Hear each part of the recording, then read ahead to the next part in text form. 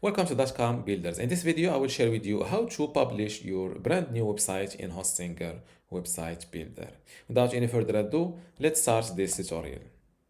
First, log into your Hostinger account, then go to the websites page, and let's say that this is my brand new website or your brand new website built using Hostinger Website Builder.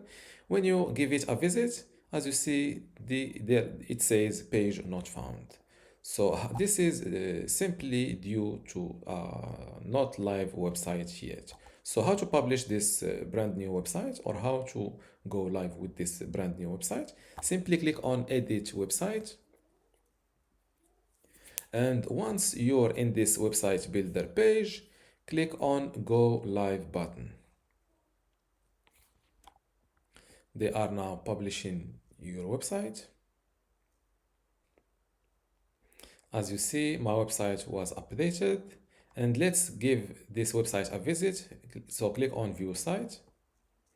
And just like that, your website is published online. And this is how to publish your website, your first or your brand new website online. If you still have a question, leave it in the comments below. And don't forget to give this video a like. Thank you.